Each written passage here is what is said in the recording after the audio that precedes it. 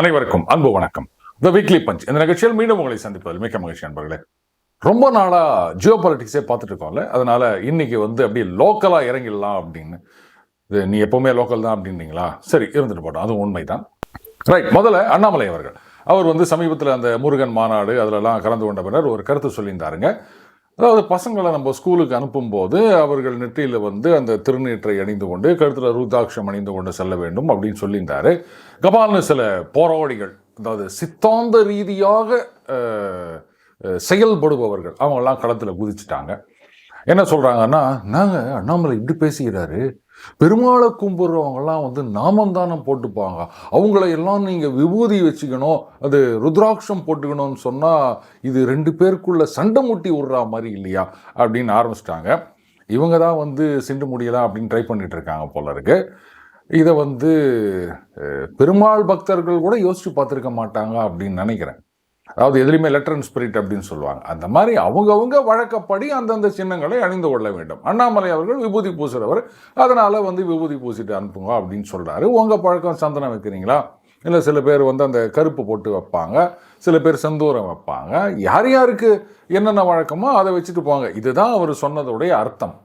ஆனால் இங்கே தான் காத்து நிற்கிறாங்களே, ஏதாவது ஒன்று சொன்னால் அதை வச்சுட்டு ஏதாவது பிரச்சனை உருவாக்கலாமான்னு.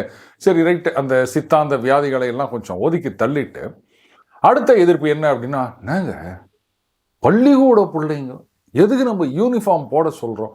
பசங்க கிட்ட வித்தியாசமே தெரியக்கூடாது, எல்லாரும் ஒன்று அப்படின்னு இருக்கணுன்றதுக்காகத்தான் நம்ம யூனிஃபார்மே போட சொல்கிறோம். அப்படி இருக்க சொல்ல நீங்கள் இந்த மத சின்னங்களை எல்லாம் அணிந்து கொண்டு வருவது, அதை ஒரு தேசிய கட்சியின் முன்னாள் மாநில தலைவர் அவரே சொல்கிறது சரியா? ரொம்பவே நியாயமாக இருக்குல்ல இந்த கேள்வி. கரெக்டு. அப்போ ஒன்று செய்யலாமா? இப்போது இந்த பள்ளிகளில் அந்த ஜாதியை குறிக்கும் கலர் கயிறு அது கட்டக்கூடாது. இப்போ பார்த்தீங்கன்னா புதுசாக என்ன சொல்லிக்கிறாங்கன்னா, சைக்கிளுக்கு அந்த பெயிண்ட் அடிக்கிறதுல கூட இந்த ஜாதியை குறிப்பிடுவது இருக்குதான். அதனால் அந்த சைக்கிளுக்கு இந்த மாதிரி பெயிண்டெல்லாம் அடிக்கக்கூடாது அப்படின்லாம் வேற சொல்லிக்கிறாங்க. அப்போ அதே மாதிரி மத சின்னங்களை எல்லாம் அணிந்து கொண்டு நீங்கள் வேற ஒன்றும் இல்லை, அண்ணாமலை சொன்னார் இல்லையா, அதுக்காகவாது மத சின்னங்கள் பள்ளியில் அனுமதி இல்லை, ஜாதி சின்னங்கள், ஜாதி குறியீடுகள், ஜாதி நிறங்கள் அனுமதி இல்லை அப்படின்னு சொல்கிறீங்கல்ல. அப்போ அதே மாதிரி மத சின்னங்கள் எல்லாம் நீங்கள் போட்டு வரக்கூடாது. அண்ணாமலை சொல்லிட்டாரு அப்படின்றதுக்காக நீங்கள் இது மாதிரிலாம் பண்ணக்கூடாது. இது மதச்சார்பற்ற நாடு, மதச்சார்பற்ற அரசு, மதச்சார்பற்ற கான்ஸ்டியூஷன் அப்படின்னு யாராவது சொல்லுவீங்களா? என்ன டகால் எல்லாரும் பின் வாங்கிடுறீங்க? என்னங்க, அவர் தானங்க சொன்னார் அண்ணாமலை. ஆமாங்க, அவர் மதவாத அரசியல் செய்கிறார், அதனால் மத சின்னங்களை அணிந்து கொண்டு வாங்க அப்படின்னு பெற்றவங்களை உசுப்பேத்தி விடுறார். அப்போது மதச்சார்பற்றவர்கள் எப்படி எதிர்க்கணும்? மத சின்னங்கள் பள்ளிக்குள் நுழையக்கூடாது, அண்ணாமலை பேச்சு கேட்டுன்னு யாரும் செய்யாதீங்க. சொல்லணுமா வேணாமா? சட்டம் கொண்டு வரணுமா வேணாமா? அட்லீஸ்ட் சட்டம் கொண்டு வாங்க அப்படின்னு அரசாங்கத்துக்கு ஒரு கோரிக்கை வைக்கணுமா வேணாமா? ஏன் யாரும் இந்த கோரிக்கையை வைக்க மாட்டேங்கிறாங்க? அண்ணாமலை சொன்னது தப்புன்னா அப்போ அதை எதிர்த்து சட்டம் கொண்டு வரணும் அப்படின்னு சொல்லணும், அதுதான் சரி. அப்படி சட்டம் கொண்டு வரணும் அப்படின்னு கோரிக்கை வைக்கலைன்னா அண்ணாமலை சொன்னதில் தப்பே கிடையாது, சரிதான் அப்படின்னு அர்த்தம். இப்போ சொல்லுங்கள், இது சரியா தப்பா? இப்போ புரியுதுங்களா உங்களுடைய மதச்சார்பற்ற தன்மை அப்படின்றது எப்படி ஊராய மாற்றிட்டு இருக்க வேலை அப்படின்னு? மதச்சார்பற்ற அப்படின்றதெல்லாம் நம்மக்கிட்ட தான் பாடம் எடுப்பாங்க. மதச்சார்பற்ற அரசு, ஆனால் 3000 கும்பாபிஷேகம் செய்த அரசு. எனக்கு ஒன்றும் சம்மந்தமே இல்லைங்க, சக்கர பொங்கலுக்கு வடகரி மாதிரி இருக்குதுங்க. மதச்சார்பற்றனா எந்த மதத்தையும் சார்ந்து இருக்கக்கூடாது, இல்லை எல்லா மதத்தையும் நாங்கள் ஆதரிக்கிறோம் அப்படின்னு சொன்னாங்கன்னா அதை எம்மதமும் சம்மதம்னு சொல்லுவாங்கல்ல. அப்படி இருக்கச்ச அவங்க விபூதி வச்சுன்னு வந்தாங்கன்னா அதில் என்ன தப்பு இருக்குது? அவங்க மதம், அவங்க அவங்க வழிபாட்டு முறைப்படி அவங்க விபூதி வச்சுன்னு வரலாம், செந்தூரம் வச்சுன்னு வரலாம், எது ஒன்று வச்சுட்டு வரலாம். இங்கே மட்டும் ஏன் அந்த மதவாதம் அப்படின்னு குறுக்கில் பரான்றீங்க? இதுதான் இன்றைய மதச்சார்பற்ற அப்படின்னு சொல்லிக்கிற கட்சிகளுடைய லட்சணம். அண்ணாமலை அவர்கள் இன்னும் நிறைய விஷயங்கள் பேசியிருந்தாருங்க. சொல்லப்போனால் தமிழகத்தில் இந்த மாதிரியெல்லாம் துணிச்சலாக பேசக்கூடிய ஒரு அரசியல்வாதி அப்படின்றவரை ரொம்ப வருஷங்களாக நம்ம பார்க்கல. இந்த மாதிரி ஒரு அரசியல் தலைவர் வரமாட்டாரா அப்படின்னு மக்கள் ரொம்ப நாளாக காத்துட்டு இருந்தாங்க. அன்ஃபார்ச்சுனேட்லி அண்ணாமலை அவர்களுடைய இந்த பேச்சு இதையெல்லாம் முன்னெடுத்து செல்வதற்கு பாஜகவிலேயே ஒத்து வர மாட்டாங்க அப்படின்னு நினைக்கிறேன். ஏன்னா சேர்ந்திருக்க சகவாசம் அப்படி. அந்த மாநாட்டில் கலந்து கொண்டது தவறு அப்படின்னு சொல்கிற அளவுக்கு அதிமுகவினர் போயிட்டாங்க. அடுத்ததாக அதிமுகவின் மாண்புமிகு முன்னாள் அமைச்சர்கள் அவரை சாணக்கியா டிவியில் பாண்டே அவர்கள் பேட்டி எடுத்தார். அப்போ அதில் கேட்குறாரு, என்ன பிரச்சனை உங்களுக்கு? ஏன்னா இல்லை, இது மாதிரிலாம் தெரிஞ்சால் நாங்கள் முன்னாடியே போயிருக்க மாட்டோம் அப்படி இப்படிலாம் சொன்னார். அதான் அந்த முருகன் மாநாடு அதுக்காக. அப்போ கேட்டார், இல்லைங்க இது மாதிரி எங்களுடைய கொள்கை தலைவர்கள் அண்ணா அவர்கள், பெரியார் அவர்கள், அவர்கள் வழிவந்த கட்சி இது, அவங்களையெல்லாம் இந்த மாதிரி பேசினா என்ன பேசினாங்க அப்படின்னா அவர் ஏதோ சொல்கிறாரு. அதுக்கப்புறமா பாண்டே விடுவாரா? நீங்கள் எதில் ஒத்து போகிறீங்க, எதில் முரண்படுகின்றீர்கள், இப்படி விளக்கமாக கேட்குறாரு. அடுத்தது கடவுள் மறுப்பு கொள்கை, இதை நீங்கள் ஏற்றுக்கிறீங்களா? ஏன்னா அதிமுகவில் பார்த்தீங்கன்னா பல அமைச்சர்கள் நெத்தியில் விபூதி குங்குமம் இதோட தான் இருக்காங்க. இது கடவுள் பக்தி இருக்கவங்க தான் அதை வச்சுப்பாங்க அப்படின்னு நான் நினைக்கிறேன். அதுலேயும் அவங்க அரை மணி நேரம் ஆன உடனே அழிக்கிறதில்ல, வேர்வையில் துடைக்கிறதில்ல, அது நம்ம கவனத்தில் வச்சுக்கணும். ஸோ அதை கேட்குறாரு. அதில் உங்களுக்கு ஏற்புடையதாக இருக்காருன்னா இது அப்படி இல்லை, அதை நாங்கள் ஏற்றுக்கல அப்படின்னு ஒவ்வொன்றா கேட்டு வர்றாரு. அப்புறம் என்ன பண்ணாங்க, இல்லை இந்த பெண் சுதந்திரம், பெண்கள் உரிமை அப்படின்ன உடனே பாண்டே அவர்கள் கேட்குறாரு, இன்னென்ன விஷயத்தெல்லாம் பெண்கள் பற்றி சொல்லிக்கிறார், இதை ஏற்றுக்கிறீங்களா அப்படின்ன உடனே அப்படி மழுப்புறாரு. ஐயோ பாவம், அவரை நீ மாட்டிக்கினார் போல இருக்கு. ஆனால் எனக்கு ரொம்ப நாளாக ஒரு சந்தேகம். சரி ரைட்டுங்க, நீங்கள் இதெல்லாம் கூட விட்டுருங்க. நான் என்ன கேட்குறேன்னா, இந்த சாதி ஒழிப்பு, சாதி மறுப்பு, இது பெரியாரது முக்கியமான கொள்கைகளில் ஒன்று. அதை ஒத்துக்கிறீங்களா? ஏன்னா அதுதானே சமூக நீதியின் அர்த்தம். இந்த கொள்கையை திமுக அதிமுக ரெண்டு பேரும் ஏற்றுக்கிறாங்களா? ஐயோ நாங்கள் ஏற்றுக்கிறோம், அதுக்காக தான் பாடுபடுறோம். அவசரப்பட்டு யாரும் சொல்லிடக்கூடாது. இப்போ நாம் கேட்க போகிற கேள்வியை முதல்ல காதில் வாங்கிட்டு அதுக்கப்புறமா அந்த சாதி ஒழிப்பு, சாதி மறுப்பு அந்த கொள்கையை ஏற்றுக்கிறோமா இல்லையா அப்படின்னு சொல்லணும். மேலவளவு சமீபத்தில் திருமாவர்கள் கூட பேசியிருந்தார். அங்கே அந்த வருடம் போயிட்டு உறுதிமொழி ஏற்கிறோம் அப்படின்லாம் சொல்லியிருந்தார். அந்த மேலவளவில் என்ன ஒரு கொடூரம் நடந்தது அப்படின்றது எல்லாருக்கும் தெரியும். அதே மாதிரி அந்த பாப்பாப்பட்டி, கீரிப்பட்டி அங்கே பஞ்சாயத்து தேர்தலையே ஒரு கேலி கூத்தாக ஆக்கி கொண்டிருந்தார்கள். ஏன்னா அதை பட்டியல் இனத்தவர்களுக்காக அந்த தலைவர் பதவியை ஒதுக்கிட்டாங்க. அது எப்படி நாங்கள் தான் இங்கே அதிகமாக இருக்கோம், எங்கள் பஞ்சாயத்தில் ஒரு பட்டியலினத்தை சார்ந்தவர் தலைவராக நாங்கள் ஒத்துக்க முடியாது அப்படின்னு சொல்லி அப்புறம் கவர்மெண்ட்டில் மாற்ற முடியாது அப்படின்னு சொன்ன உடனே இவங்களாம் என்ன பண்ணுவாங்க, ஒருத்தரை கூட்டியாந்து நாமினேஷன் ஃபைல் பண்ண சொல்லுவாங்க. அவர் ஃபைல் பண்ண உடனே வேறு யாரும் ஃபைல் பண்ண மாட்டாங்க. அதுக்கப்புறம் போட்டியின்றி தேர்ந்தெடுக்கப்பட்டார் அப்படின்னு அப்படி கலெக்டர் ஒரு சர்டிஃபிகேட் கொடுத்த உடனே அந்த சர்டிஃபிகேட் இந்த கையில் வாங்கினு இந்த கையில் அவர் ராஜினாமா லெட்டர் கொடுப்பார். இப்படியே ஒரு கூத்து நடந்துருந்ததுங்க. திமுக அதிமுகவில் என்னைக்காவது என்ன நினச்சிங்க, ஒரு பஞ்சாயத்து எலெக்ஷன் நடக்குது, இந்த மாதிரிலாம் பண்ணினுக்கிறீங்க. கவர்மெண்ட்டில் ஃபிக்ஸ் பண்ணிக்கிறாங்க, இந்த தொகுதி இப்போ தனி தொகுதினா தனி தொகுதி தான், நாங்கள் எங்கள் கட்சிக்காரங்களை ஒருத்த ஆளை நிறுத்தி வைப்போம், அவர் ஜெயிப்பார், அவர் இங்கே தலைவராக இருப்பார், மக்களுக்கு நல்லது பண்ணுவார் அப்படின்னு ரெண்டு பேருமே சொல்ல காணோம். என்னங்க சாதி ஒழிப்பு, சாதி மறுப்பு எங்கள் கொள்கை அப்படின்னு சொன்னால் இந்த பாப்பாப்பட்டி, கீரிப்பட்டியில் கேலி கூத்து நடந்திருக்கவே கூடாது. ஏன் எந்த கட்சியும் முன்னுக்கு வரல? அட்லீஸ்ட் தோழர்களாவது முன் வந்திருக்கலாம். என்ன ஆச்சுன்னு தெரியல. இந்த மாதிரி ராஜினாமா, மறுபடியும் எலெக்ஷன், இப்படியே கொஞ்ச காலம் நடந்து கொண்டு இருந்தது. எங்கே போச்சு உங்களுடைய சாதி ஒழிப்பு கொள்கையெல்லாம்? நம்ம ஜாதிக்காரெல்லாம் வாங்க, எங்களுக்கு எல்லாத்துலேயும் கோட்டா இருக்குது, அப்படியே நம்ம ஜாதின்னு சொல்லுங்கள், போதும், காரியம் செஞ்சுக்காங்க அப்படின்னு அவங்க கட்சிக்காரங்க சொல்லும்போது அந்த சாதி ஒழிப்பு, சாதி மறுப்பு அப்படின்றதெல்லாம் எங்கே போச்சு?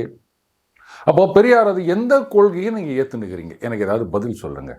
இப்போ அந்த அதிமுக எனக்கு பதில் சொல்லலாம். ஏன்னா அவங்க தான் இந்த முருகன் மாநாடை பற்றி அப்படியே ரொம்ப பொங்கி போய்கிறாங்க. பெரியாரை பற்றி இப்படி சொல்லிட்டாங்களே அப்படின்னு நீங்கள் வருத்தப்படுறீங்கன்னா பெரியாருடைய கொள்கை எதையாவது நீங்கள் ஃபாலோ பண்ணிக்கிறீங்களா? கடவுளை நம்புவர் முட்டாள்னு சொன்னார், அதை நீங்கள் ஏற்றுக்கிறீங்களா? பெண்களை பற்றி பெரியார் அவர்கள் என்னென்னலாம் பேசியிருக்கார் அப்படின்னு பாண்டே அவர்கள் சொன்னார், அதை நீங்கள் ஏற்றுக்கிறீங்களா? இல்லை அட்லீஸ்ட் நம்ம கட்சியில் நம்ம வீடுகள்லையாவது பெண்களுக்கு முழு சுதந்திரம் நம்ம கொடுத்துருக்கிறோமா? அப்புறம் அந்த ஜாதி ஒழிப்புக்கு வாங்க, இதையாவது நம்ம ஏற்றுக்கிறோமா? எல்லாம் ஏற்றுக்கிறோன்னு சொல்லலாம், ஆனால் வாயை திறந்து எதுவும் செய்ய மாட்டோம். அதானே? என்னைக்காவது இந்த ஜாதிய கொடுமைகளுக்கு எதிராக இவங்க ரெண்டு பேரும் குரல் குத்துக்கிறாங்களா? இப்போ அதிமுக நான் கேட்குறேன், குரல் குத்துக்கிறாங்களா? வழுதாவூரில் நடந்ததில்ல பிரச்சனை, சரி அதுவாது கட்சி சாராத ஒரு விஷயம்ங்க. சேலத்தில் ஒரு திமுக நிர்வாகி அந்த பட்டியல் இனத்தை இளைஞன் அந்த கோயிலுக்குள்ளே போயிட்டு வந்தான் அப்படின்றதுக்காக கண்ணோ அப்படின்னு அசிங்கமாக பேசின வீடியோ அது சுத்த ஆரம்பிச்சுது. அதுக்கப்புறம் திமுகவிலேயே வேறு வழி இல்லாமல் அவர் மீது நடவடிக்கை எடுக்கிறோம், ஏதோ இடைநீக்கம் செய்கிறோம் அப்படின்னு ஏதோ சொன்னாங்க. ஆனால் எஃப்ஐஆர் போட்டாங்களா, இல்லை அரெஸ்ட் பண்ணாங்களா, இந்த வன்கொடுமை சட்டத்தின் கீழ் கைது பண்ணாங்களா, அதெல்லாம் யாருக்கும் தெரியாது. நீங்கள் எதிர்கட்சி தானே அதிமுக, அது திமுக ஆளுங்கட்சி தானே, அவங்க கட்சி நிர்வாகி தானே இந்த மாதிரிலாம் பண்ணிக்கிறாரு. அவ்வளோ பெரிய போராட்டம் நடத்திருக்கணும். என்ன பண்ணீங்க அதிமுகவில்? அப்போ எந்த கொள்கையும் நீங்கள் ஏற்றுக்கல, எல்லாமே வாயில் வடை சுட்டுனுக்கிறீங்க. நீங்கள் என்னடானா இந்து முன்னணி மாநாட்டில், முருகன் மாநாட்டில் இதெல்லாம் பண்ணிட்டாங்கன்னு பொங்குன்னு பொங்குறீங்களே, ஏதாவது யோகியதை இருக்குது அவங்களுக்கு பொங்குறதுக்கு? என்ன கொள்கையை நீங்கள் ஃபாலோ பண்ணின்னுக்கிறீங்க? முதல்ல அந்த கொள்கை என்னன்னாது தெரியுமா அவங்களுக்கு? அடுத்ததாக அது ஏன் பாஜகவில் இந்த அளவுக்கு இறங்கி போயின்னுக்கிறாங்கன்னு எனக்கு ஒன்றுமே புரியலைங்க. சமீபத்தில் இன்னொரு முக்கிய தலைவர் அவர் சொன்னதா ஒரு செய்தி பார்த்தேன். அவர் என்ன சொல்கிறாரு, இந்த மாதிரி தாவேகா விஜய் அவர்கள், அவர் அதாவது விஜய் தான் சிஎம் ஆறுது அது கூட முக்கியம் இல்லை, ஸ்டாலின் அவர்கள் சிஎம் ஆகக்கூடாது, உதயநிதி ஸ்டாலின் அவர்கள் டெப்டி சிஎம் ஆகக்கூடாது அப்படின்னு அவர் நம்பினார்னா அவர் எங்க கூட்டணியில் சேரணும். ஏங்க அவர் தாவேகா தான் வச்சு நடத்துறாரு. அவர் என்ன இன்னொரு பாஜகவை வச்சு நடத்துறாரு? நாங்கள் ஆட்சிக்கு வராட்டாலும் பரவாயில்ல, எங்க கட்சிக்கு சீட்டே கொடுக்காட்டாலும் பரவாயில்ல, திமுகவை ஆட்சியிலிருந்து அகற்ற வேண்டும், எடப்பாடி அவர்களை முதலமைச்சர் நாற்காலியில் உட்கார வேண்டும், அதுதான் எங்களது ஒரே ஒரு கொள்கை, ஒரே ஒரு கடமை, ஒரே ஒரு நோக்கம் அப்படின்னு வேலை பார்க்கறதுக்கு அவர் என்ன பாஜக நிர்வாகியா? தாவேகா தலைவர். அவர் அந்த மாதிரிலாம் பண்ண மாட்டாரு. ஏன் திருப்பி திருப்பி இப்படி தாவேகாவை அப்படியே வாங்க வாங்க வாங்க அப்படின்னு இந்த சிவப்பு கம்பளம் போட்டு வரவேற்றுனுக்கிறாங்க பாஜகன்னு எனக்கு தெரியல. முதல்ல முன்னாள் தலைவர் தமிழிசை சவுந்தரராஜன் அவர்கள் சொன்னாங்க. அதுக்கப்புறம் இந்நாள் தலைவர் நயினார் நாகேந்திரன் அவர்களும் சொல்லிட்டாரு. போதா குறைக்கு இன்னும் பதில் வரல. ஏங்க அவங்க பதில் கொடுக்கல அப்படின்னும் போதே அவங்களுடைய கோரிக்கையை வேண்டுகோளை கொஞ்சம் கூட மதிக்கலைன்னு ஆயிடுச்சு இல்லை? எதுக்கு திருப்பி திருப்பி நீங்கள் அவங்கள கூப்பிட்டுக்கிறீங்க? இப்போ இந்த மூத்த தலைவரும் ஒருத்தர் சொல்லிட்டதா செய்தி வந்திருக்குது. அதுக்கு உடனே அவங்க பதிலும் கொடுத்துட்டாங்களாம், நாங்கள் எங்கள் நிலைப்பாட்டில் உறுதியாக இருக்கோம், நாங்கள்லாம் இந்தியாவில் சேர்றதா இல்லைன்னு. தேவையா இந்த அசிங்கம்? இன்னும் எவ்வளோ அசிங்கத்தை தான் வாங்கி கட்டிக்க போகிறாங்கன்னு தெரியல பாஜக. நான் சொன்ன மாதிரியே 26 எலெக்ஷனுக்கு அப்புறம் பாஜகவில் நிறைய பேருக்கு தியாகி பென்ஷன் கொடுக்க போகிறாங்கன்னு நினைக்கிறேன். எப்பேற்பட்ட தியாகம் பண்ணிட்டு இருக்காங்க, இனிமேல் பண்ண போகிறாங்க, பொறுத்திருந்து பாருங்கள். அடுத்ததாக அண்ணன் தொல் திருமாவர்கள் அவர் சில விஷயங்கள் பேசியிருந்தாரு. அதாவதுங்க இந்த ஃபர்ஸ்ட் பெஞ்சில் இருக்காங்க பார்த்தீங்களா, அவங்களுக்கெல்லாம் புரிஞ்சிடும், பெரும்பாலும் அவங்களுக்கு சந்தேகமே வராது. அதே மாதிரி கடைசி பெஞ்சில் இருக்காங்கல்ல, அவங்களுக்கு எதுவுமே புரியாது, அதனால சந்தேகமே வராது. நம்மளை மாதிரி இந்த 2 கட்டானா இருக்கும் பாருங்க, புரிஞ்சும் புரியாமல், அவங்களுக்கு தான் இந்த மாதிரி சந்தேகம்லாம் வரும். அண்ணன் திருமாவர்கள் என்ன சொல்லியிருக்காரு, அதாவது இந்து மதம் அப்படின்ற ஒரு பெயரே கிடையாது, வெள்ளைக்காரன் இங்கே வந்த பிறகு தான் அதுக்கு இந்து மதம் அப்படின்ற பெயர் வந்தது. அதுக்கு முன்னாடி பார்ப்பனர்களது மதமாக வைதிக மதம் இருந்தது, அதுக்கப்புறம் இங்கே சைவம் இருந்தது, அது இந்து மதம் கிடையாது அப்படின்னு ஒரு அரிய கருத்தை கூறியிருந்தார். இந்த நாட்டு மாடுகளை காப்பாற்ற வேண்டும், ஜல்லிக்கட்டு இருந்தால் மட்டும்தான் நாட்டு மாடுகளை காப்பாற்ற முடியும் அப்படின்னு பெரிய போராட்டம்லாம் நடத்தினோம் இல்லையா? இப்போ செய்தி ஒன்று பார்த்தா இந்த கீழடியில் ஆய்வு நடந்தது இல்லையா, அதில் ஜல்லிக்கட்டுக்கான ஆதாரங்கள் கிடைத்துள்ளன. ஸோ அந்த ஜல்லிக்கட்டு அப்படின்றது தமிழர்களது பாரம்பரியம், நமது கலாச்சாரத்துடன் ஒன்றிய ஒரு விஷயம் அப்படின்றதுக்கான ஆதாரம் கிடைத்துள்ளது அப்படின்னு அந்த செய்தியில் ஒரு மெயின் ஸ்ட்ரீம் மீடியாவில் போட்டிருந்தாங்க. ஏங்க அப்போ அந்த கீழடியில் வந்த பிறகு தான் ஜல்லிக்கட்டு நம்ம பாரம்பரியம் அப்படின்னு தெரியுதா? இதுக்கு முன்னாடிலாம் தெரியலையா? என்னங்க இது? எவ்வளவு சங்க பாடல்கள் இருக்கின்றன அந்த ஏறு தழுவுதல் அப்படின்றதுக்கு ஆதாரமா? சரி, எனக்கு வந்த சந்தேகம் என்னன்னா, அண்ணன் திரும்ப சொன்னார்ல, வெள்ளைக்காரன் வந்த பிறகுதான் இங்கே இந்து மதம்னு வந்தது, அதுக்கு முன்னாடி சைவம் வைதிக மதம் இப்படித்தான் இருந்தது, இந்து மதம் கிடையாது அப்படின்னு சொன்னார் இல்லையா? அப்போது இந்த ஜெர்சி பசுக்கள்லாம் இந்தியாவுக்கு வந்த பிறகுதான் நாட்டு மாடு அப்படின்றத ஒன்று உருவாகியது. அதுக்கு முன்னாடி நாட்டு மாடுன்னு ஒன்று கிடையவே கிடையாது. காங்கேயங்காளைன்னு சொல்லுவாங்க, மயிலக்காளைன்னு சொல்லுவாங்க, மச்சக்காளைன்னு சொல்லுவாங்க, இந்த மணப்பாறை மாடு அப்படின்னு சினிமா பாட்டு கூட வந்தது. இந்த மாதிரி தான் இருந்ததே தவிர நாட்டு மாடுகள் அப்படின்றது ஜெர்சி பசு வந்த பிறகு தான் இங்கே உருவானது, அதுக்கு முன்னாடி கிடையவே கிடையாது அப்படின்னு நான் சொன்னால், நீனா பைத்தியக்காரனா அப்படின்னு என்னெல்லாம் கேட்காதீங்க. அப்படிலாம் கேட்கவே கூடாது, தப்பு. இப்போ புரியுதுங்களா? வெள்ளைக்காரன் வந்த பிறகு தான் இந்து மதம்னு ஒன்று வந்தது அப்படின்னு சொன்னால் இதை எப்படி ஏற்றுக்கிறது அப்படின்னு எனக்கு புரியல. சரி, ரைட்டு, அண்ணன் இப்படி சொல்லிட்டார், இதெல்லாம் நம்ம கேள்வி கேட்க வேணாம். ஆனால் இதே அண்ணன் திரும்ப இன்னொரு இடத்துல இன்னொன்று பேசுகிறார். புத்த விகாரைகளை இடித்து விட்டுத்தான் இந்து கோவில்கள் கட்டப்பட்டிருக்கின்றன அப்படின்னு சொன்னார். இப்போ பாருங்க, நம்ம ஊரில் இருக்க கோயிலெலாம் பார்த்தீங்கன்னா 1500 வருஷம் 2000 வருஷத்துக்கு முன்னாடி கட்டின கோயில்கள் எல்லாம் இங்கே இருக்கின்றன. தஞ்சை பெரிய கோவிலே வந்து எத்தனை வருஷத்துக்கு முன்னாடி கட்டப்பட்டது அப்படின்னு நமக்கு தெரியும். அதாவது வருஷம் கரெக்டாக தெரியல அப்படின்னா இப்படி உங்களுக்கு தெரியும் அப்படின்னு சொல்லி எஸ்கேப் ஆயிடணும். அதெல்லாம் வெள்ளைக்காரன் வரத்துக்கு முன்னாடி கட்டப்பட்டது தான். வெள்ளைக்காரன் வந்த பிறகு தானே இந்து மதம் அப்படின்னு வந்தது. அப்போ வெள்ளைக்காரன் காலத்துக்கு முன்னாடி இந்து கோவில்கள் எப்படி கட்டப்பட்டன? அண்ணன் திருமாவர்கள் பதில் சொல்வாரா? சரி, அடுத்து ஒரு அருமையான கருத்து சொன்னார் அண்ணன் திருமாவர்கள். அதாவது முருகனை தமிழ் கடவுள் அப்படின்னு கும்பிடுறாங்க. அப்போ முருகனுடைய தந்தையார் சிவபெருமான், அவரும் வந்து தமிழராகத்தான் இருக்க வேண்டும். அவர் கைலாயத்தில் இருக்கின்றார். ஸோ கைலாயம் வரைக்கும் தமிழர்களுக்கு சொந்தமானது. இப்போ என்ன பண்ணணுன்றாரு? ஒரு கோர்ட்டில் கேஸ் போட்டு பார்த்தீங்களா அது வரைக்கும் எங்களுக்கு சொந்தமானது அப்படின்னா அது யார் பேருக்கு பட்டா போட்டு கொடுப்பாங்க? இது வேற ஏதோ சிக்கலில் கொண்டு போய் விடுற மாதிரி இருக்குது. சரி, அது அந்த பக்கம் இருந்துட்டு போட்டோம். அப்போது பார்வதி சிவபெருமானது துணைவியார் இல்லையா, அவங்களும் தமிழச்சியாகத்தான் இருக்க வேண்டும் அப்படின்னு சொன்னார். சொல்லிட்டு அப்புறம் பிள்ளையார் கணேசன், அவரை மட்டும் ஏன் தமிழ் கடவுள்னு சொல்லலை அப்படின்னு ஒரு அருமையான கேள்வி கேட்டாருங்க. இதில் 2 விஷயம் இருக்குது. ஒன்றும் இல்லை, அவர் கேட்டது ஒரு கேள்வி, ஆனால் எனக்கு தெரிஞ்சது 2 சிக்கல். முதல்ல சிவபெருமான் தமிழர்னா பார்வதி தமிழச்சியாகத்தான் இருக்க வேண்டும்னு ஏன் சொல்றாரு? ஏதாவது கட்டாயமா ஒரு தமிழன் தமிழச்சியைத்தான் திருமணம் செய்து கொள்ள வேண்டும் அப்படின்னு எங்கேயாவது சட்டம் இருக்குதா? இல்லை, அதாவது இந்த ஜாதி மதம் இனம் மொழி நாடு எல்லாவற்றையும் உடைக்க வேண்டும் அப்படின்னு சொல்றவர் அண்ணன் திருமாவர்கள். எந்த விதமான வித்தியாசமும் இருக்கக்கூடாதுன்னு சொல்றவர். அப்படி இருக்குச்சு அவரே வந்து தமிழனாக இருந்தால் அவரது துணைவியார் தமிழச்சியாகத்தான் இருக்க வேண்டும் அப்படின்னு சொல்றது தப்பு இல்லையா? அண்ணனோட கொள்கைக்கு இது எதிராக இருக்குது. அதனால தான் கேட்டேன். சரி, இப்போ அடுத்த சிக்கல் சொல்லவா? அப்போ கணேசனை ஏன் வந்து தமிழ் கடவுள்னு ஏற்றுக்கல அப்படின்னு ஒரு கேள்வி கேட்டாருங்க.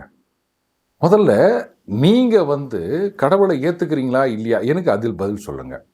ஏன்னா 30 வருஷத்துக்கு முன்னாடி திருப்பரங்குன்றத்துக்கு போயிருந்தேன், அதை நினைவு கூர்ந்தேன், மறுபடியும் இப்போது திருப்பரங்குன்றத்துக்கு போனேன். முதல்ல என்ன சொன்னார்? இந்த மாதிரி வந்து அரை மணி நேரத்துக்கு மேலே வச்சுட்டு இருக்க முடியுமான்னு கேட்டார். அதுக்கப்புறம் என்ன சொன்னார்? வியர்வையை துடைத்தேன் அப்படின்னாரு. வேர்வையை துடைக்கணும்னு சொன்னால் இப்படி துடைச்சிட்டு போகிறோம். நான் கூட அப்படியே பேசிட்டே இருக்கும்போது சம்டைம்ஸ் ஸ்வெட்டிங் வரும், இப்படி துடைச்சிப்பாங்க, அவ்வளோதாங்க. இதுக்கு ஒன்று ஒரு மொபைல் எடுத்து அப்படி செல்ஃபி பார்த்து அது கண்ணாடி பார்த்து இப்படிலாம் துடைக்க வேண்டிய அவசியம் கிடையாது. சரி, நாமெல்லாம் வந்து சாதாரண ஜனங்க அப்படித்தான் பண்ணுவோம் போல இருக்கு. மேபி அவங்கெல்லாம் வந்து எம்பிக்கள், அந்த மாதிரி விஐபிக்கள் விவிஐபிக்கள், ஸோ அதனால் செல்ஃபி பார்த்து பண்ணியிருப்பாங்க போல இருக்கு. பட் எனக்கு என்ன சந்தேகம்னா, முதல்ல இதை சொல்லலை அவர். அரை மணி நேரத்துக்கு மேலே வச்சுட்டு இருக்க முடியுமா அப்படின்னு கேட்டவர் அதுக்கப்புறமா வந்து ஒரு நீண்ட பதவுரை பொழிப்புரையெல்லாம் கொடுக்குறாரு. ஏன் இந்த மாறுபாடு, ஏன் இந்த வித்தியாசம்? யாராவது கேட்டமா நீங்கள் கோயிலுக்கு வாங்க அப்படின்னு, யாராவது கேட்டமா நீங்கள் விபூதி வச்சுக்காங்க அப்படின்னு, எதுக்காக இந்த மாதிரிலாம்? சிதம்பரம் கோயிலில் போனால் இதை விட பெருசாக வந்து துண்ணூறு வச்சுருந்தாரு. யார் கேட்டாங்க அவங்கள? அதில் தேர்தல் வரும்போது மட்டும் இந்த மாதிரி ஒன்று அப்படின்னு எனக்கு புரியல. சரி, இது பெரியார் கொள்கையா? பெரியார் வந்து நெத்தியில் துண்ணூறு வச்சு சொன்னாரா? அப்புறம் என்ன பெரியார் கொள்கையை நாங்கள்லாம் பெரியாரிஸ்ட் அப்படின்னு சொல்லி நிற்கிறீங்க? கடைசியில் யார் தாங்க பெரியார் கொள்கைகளை தமிழகத்தில் ஃபாலோ பண்ணுறாங்க? அடுத்ததாக ஒரு சில டோலர்கள், அதாவது யூஎஸில் வந்து ஒரு அட்வைசரி இஷ்யூ பண்ணிட்டாங்களாம். இந்தியாவுக்கு போகிறீங்க அப்படின்னா பெண்கள் குறிப்பாக ஜாகிரதையாக இருங்க, அங்கே வந்து சட்டம் ஒழுங்கு சரியாக இல்லை அப்படின்னு. உடனே இதை போட்டு பார்த்தீங்களா அமெரிக்காக்காரன் என்ன சொல்லிட்டான் பாருங்க, உங்கள் மோடி ஆட்சியில் வந்து நாடு எந்த நிலைமைக்கு போய் நிற்குது அப்படின்னு. இந்த அளவுக்கு விளக்கம் சரி விடுங்க, டோலர்ஸ் வேறு எப்படி இருப்பாங்க? சட்டம் ஒழுங்கு அப்படின்றது ஸ்டேட் சப்ஜெக்ட். இந்த கேரளா இந்தியாவில் தானே இருக்குது. அந்த கேரளாவுடைய சட்டம் ஒழுங்குக்கு கேரள மாநில அரசாங்கம் அதுதானே பொறுப்பு. கேரளத்தில் வந்து கம்யூனிஸ்ட் அரசாங்கம் தான் இருக்குது அப்படின்னு நினைக்கிறேன். என்ன டோலர் மல்லாகபத்துன்னு எச்சத்து போகிற மாதிரி இருக்குது. தமிழ்நாடு எடுத்துக்கோங்க, கர்நாடகா எடுத்துக்கோங்க, தெலுங்கானா எடுத்துக்கோங்க. இங்கெல்லாம் வந்து இந்த புள்ளி கூட்டணி கட்சிகள் தானே ஆட்சியில் இருக்கின்றது. அந்த மாநிலத்தோடைய சட்டம் ஒழுங்குக்கு யார் பொறுப்பு? நீங்களே உங்களே ட்ரோல் பண்ணிக்கலாம், அப்புறம் நாங்கள்லாம் என்ன பண்ணுறதுன்னு நினச்சின்னுக்கிறீங்க. அதாவது இந்தியாவை பற்றி யாராவது ஏதாவது தப்பாக சொல்லிட்டாங்கன்னா உடனே உங்களுக்கு அப்படியே சந்தோஷமாயிருது. வெக்கமான சூடு சொரணை எதுவுமே இல்லையா உங்களுக்கு எல்லாம்? என் நாட்டை பற்றி எப்படா சொல்வேன்? அமெரிக்காவில் ஒரு நிமிஷத்துக்கு எத்தனை வன்முறை நடக்குது, பாலியல் வன்முறை நடக்குது, நீங்கன்னா எங்களுக்கு வந்து புத்தி சொல்ல வந்துட்டீங்களா அப்படின்னு கேட்க வேண்டிய டோலர்கள் சகாவுக்கள். ஏன்னா இவங்கெல்லாம் வந்து முதலாளித்துவத்துக்கு எதிரானவர்கள் அப்படின்னு இவ்வளோ நாளாக நம்ம நம்ப வச்சுன்னு ஏமாத்தின்னுக்கிறாங்க. அப்போ அமெரிக்கா சொல்லும்போது உங்களுக்கு கோபம் தானே வந்திருக்கணும், ஏன் வரல? அதுதான் டோலர்கள். அடுத்தது கேரளாவில் வந்து இன்ஸ்டிடியூட் ஆஃப் ஹியூமன் ரிசோர்ஸஸ் அப்படி ஒரு நிறுவனம் இருக்குது போல இருக்கு. அங்கே வந்து டைரக்டராக ஒருத்தரை நியமிச்சிருக்காங்களாம். ஒரு அரசாங்கத்துக்கு இதை கூட நியமிக்கிறதுக்கு அதிகாரம் இல்லையா அப்படின்லாம் கேட்காதீங்க, கொஞ்சம் வெயிட் பண்ணுங்கள். இதை எதிர்த்து ஒருத்தர் குரல் கொடுத்திருக்கிறார். ஏதோ சில தகவல்கள்லாம் கேட்டிருக்காரு. அதுக்கப்புறம் அங்கே கேரளாவில் ஹைகோர்ட் சுயோமோட்டோ அவங்க அந்த கேஸை ரெஜிஸ்டர் பண்ண சொல்லியிருக்காங்க. அந்த வழக்கு சம்மந்தமாக ஏதோ நோட்டீஸ் அனுப்பிச்சிருக்காங்க போல இருக்கு. என்னன்னா விஏ அருண்குமார் நான் இல்லைங்க, அவரை டைரக்டராக அப்பாயிண்ட் பண்ணியிருக்காங்க. சரி, இது என்ன இருக்குது அப்படின்னா, அவர் அந்த இன்ஸ்டியூட்டில் கிளர்க்காக அப்பாயிண்ட் பண்ணியிருக்காங்க முதல்ல. இப்போ அப்படியே ப்ரமோஷனில் டகால்னு டைரக்டர் ஆகிட்டார். ஏங்க என்னதான் இருந்தாலும் ஒருத்தர் ப்ரமோஷன் எக்ஸாம் எழுதி மேலே மேலே படிப்படியாக வந்திருக்காரு அப்படின்னா அப்படிலாம் இல்லையா. கோர்ட்டில் என்ன சொல்கிறாங்க, இந்த டைரக்டர் போஸ்ட் அப்படின்றது equivalent to vice chancellor post. And சட்ட விதிகளின் படி 7 வருஷம் டீச்சிங் எக்ஸ்பீரியன்ஸ் இருக்கணும். ஆனால் இவருக்கு டீச்சிங் எக்ஸ்பீரியன்ஸ் கொஞ்சம் கூட இருக்கிறதா தெரியல. இந்த எதிர்ப்பு கொடுத்தாரு பாருங்க ஒருத்தர், அவர் ஏதோ அந்த ஆடிட் ரிப்போர்ட்டு அதை பேரா அதெல்லாம் கேட்டிருக்காரு. அதெல்லாம் கொடுக்க முடியாதுன்னு சொல்லிட்டாங்களாம் கேரள அரசாங்கத்தில். இது எப்படி சரிப்பட்டு வரும்? அவருக்கு முதல்ல அந்த குவாலிஃபிகேஷன் இருக்குதா அந்த போஸ்ட்டுக்கு அப்பாயிண்ட் பண்ணுறதுக்கு, எப்படி நீங்கள் பண்ணீங்க அப்படின்ட்டு ஹைகோர்ட்டில் நோட்டீஸ் அனுப்பிச்சிருக்காங்க. சரி, யார் இந்த அருண்குமார் அப்படின்னு பார்த்தா விஏ அருண்குமார்.